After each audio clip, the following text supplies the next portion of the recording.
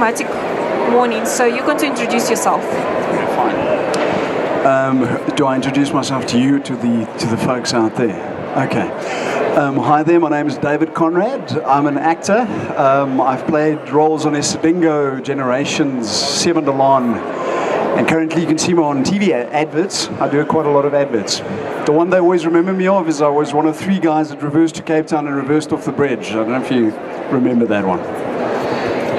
That clip got an international award.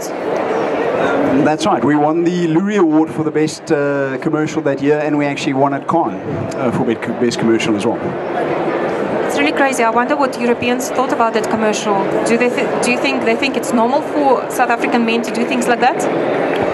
I think they think it's normal for men in general to do that, you know. So it was kind of based on the premise of men do stupid things, so that's why they only insure women. Okay, that's brilliant. I actually have a question. I must hold the mic. Okay. Well, he's in control. I'm doing the interview. Yeah, okay. I wanted to ask you actually about that commercial. So how did you guys keep straight faces while doing it? Did you dissociate? Did you tell yourself something serious? How did you not just laugh the whole day? Well, it was very difficult. I mean, we obviously, for a week, actually reversed down to Cape Town in specific areas. So it was quite crazy. I mean, in certain areas we had a truck in front of us that would literally flag us and we'd start reversing while cars are driving, normal cars are driving, and people would be flashing lights and, you know, we'd be kind of like, hi, you know, type of thing. So it was difficult to keep. And I think the funny part of it was we actually met two guys on the way that obviously saw all the filming trucks, and two men that actually said to us, I did that, you know, I reversed between 2 towns to save petrol. I don't know what the one guy's story was, but so we realized the premise was a little bit more real than we expected.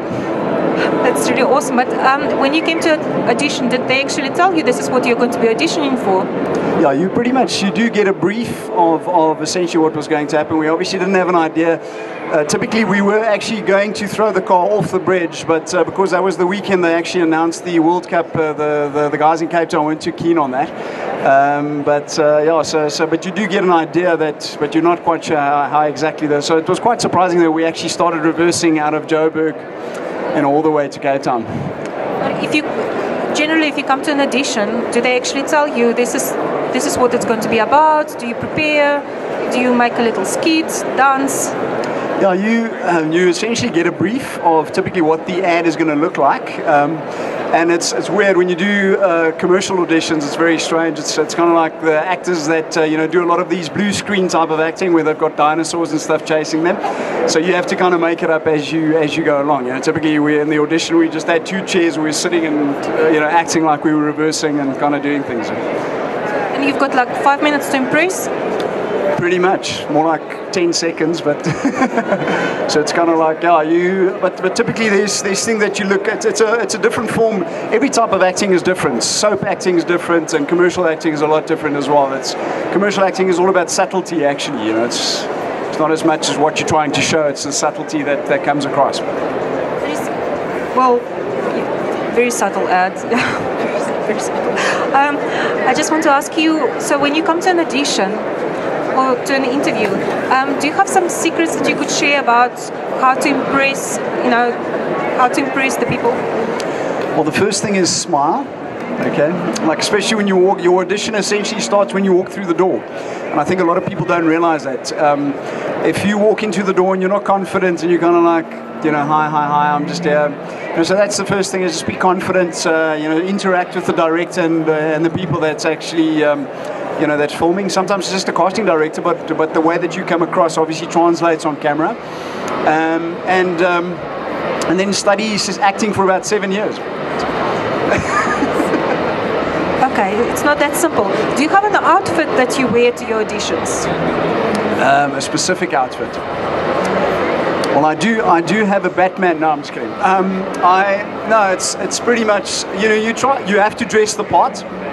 So, you kind of, when you read the brief, try and dress the part as well. I mean, that really does make a difference. If you're supposed to play a guy that's a doctor's assistant, obviously don't go in a gym shirt with a denim. It's not going to quite translate the character.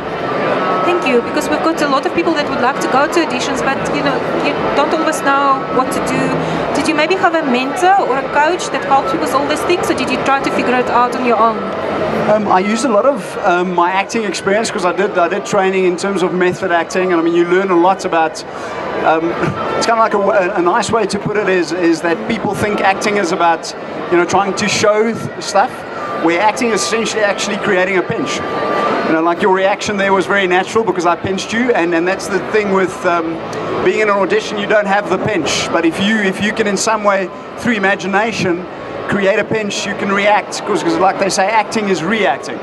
So you always have to create something to react, and I think that's one of the biggest tips I can give people. And I think obviously, I've done 7 commercials this year. Obviously that's been helping me in terms of that, because you'll sometimes act with people where you can see they're trying to show now they're angry, or they're trying to show that they had a fright, and essentially I'm focusing more on the steps that's going to give me that reaction, essentially.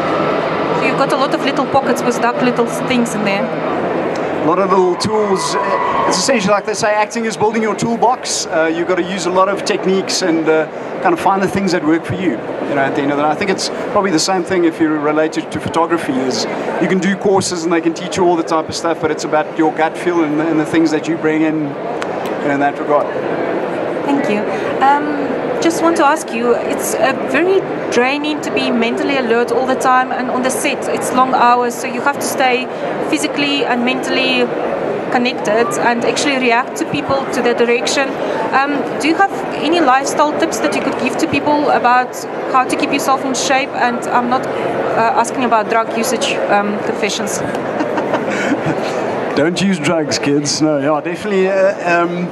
I think if you look at typically what constitutes an A-list actor, between the really fat guy that always walks onto the Harry Potter movies and just does the bit parts, I think there's definitely a definition in terms of staying in shape. I was, if I can use a good example, one of George Clooney's recent movies where he was, it was The American, where he played an assassin. I mean, he's late 50s, and I was surprised when you see a scene where he's actually, he grabs his hands with his feet, stretching his completely down. And I looked at his flexibility and I thought, okay, I'm not that flexible anymore. But typically, if you realize that those A-list actors really stay in shape, and I think in my case, it's just also, I'm not great at going to gym. I don't love gym that much. I've got a pull-up bar at my house, and I like to do stuff like that. But I think it's just a simple lifestyle changes, like park really far away. Don't park in front of the shopping center. I think I parked like, I don't know if I parked it. So you essentially walk, and instead of taking the lift, take the stairs. Simple habits that you can kind of adapt, and but you need to really. I do a bit of Alexander technique and Pilates and stuff like that. A lot of people don't know Alexander.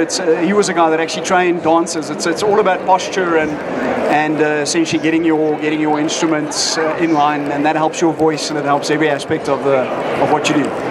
So you sing and dance? Yeah, I sing more than I dance. I kind of dance. I guess I sucky at weddings, but yeah, I'm a singer as well, a musician as well. Yeah. Does it help to impress people at the commercials? Sometimes. The first big part that I got in a TV series, I actually had to. The character was supposed to be a busker, so I had my guitar there and I sang them a song, and that kind of was the clincher for the audition. So it does help to be talented. I want to ask you, there is a video clip that I watched of you and almost made me feel sorry that I stopped watching you sitting there. You got spanked in a video clip. It was very cute.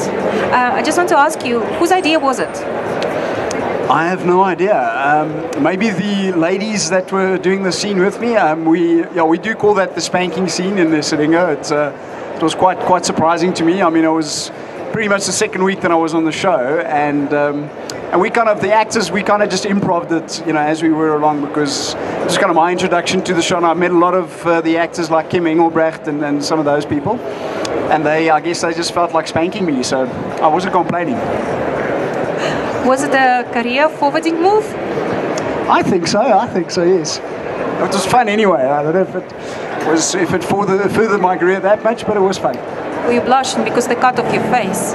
Did they cut off my face? I just saw the spanking part. Well, I guess I guess the photographers were like focused on my ass at that stage. I'm not sure. There we go. I just want another thing that I want to ask you, which is quite serious, but I don't know how to ask it now after this. A lot of times when we watch a story and it's a very high moral role that an actor is playing, and then we read the tabloid and then they say, no, he did something really stupid, like use drugs or showed up drunk somewhere. Do you think we must just appreciate the actors as they are for their acting abilities, or do you think being an actor means you are a role model, you have to be a role model? Or what's your thoughts on that? Absolutely. I think that I'm going to use a good example. An actor that I really admire is Denzel Washington, and he's very vocal about his values and his faith. And I think it's kind of you can kind of flip the coin on its head, because a lot of people judge actors for the parts that they play. Like typically, Denzel Washington played a drug dealer. One of his roles that he actually what was it called, The Training Day, and he won an Oscar for it. And then at the Oscar ceremony, he actually he quoted a scripture from the Bible, and he was very vocal about his faith and about his value system. And I think that comes across in what he does as well. So I think people tend to confuse what we do as actors, because the art form is about truth, it's about reality, and sometimes actors get judged for that. And I think, but I guess what I'm saying is, it would be better to be judged for your work and not for the antics that you come across off stage. I think it's very important as an actor to be a good role model as well, definitely. Okay, thank you for that. Where can we see you next? Well, right now you can see me in a Ultramel custard ad and Gaviscon. I play twins in a Gaviscon. I don't have a twin, but that's pretty much commercials that's showing right now. And I'm busy with some stage work. Just came from Art Club. We actually did a very nice stage play. Got good reviews and stuff. So.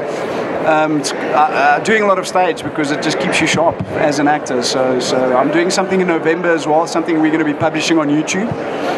We're not exactly. It's going to be it's kind of like in a theatre-based project that we're launching a channel on YouTube for as well, for exposure to South African actors.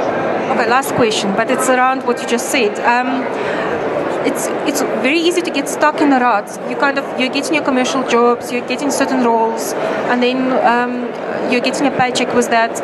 And doing something more creative would require that you stop doing commercials and you kind of go on a limb and you create a new role and you maybe invest into a new project financially.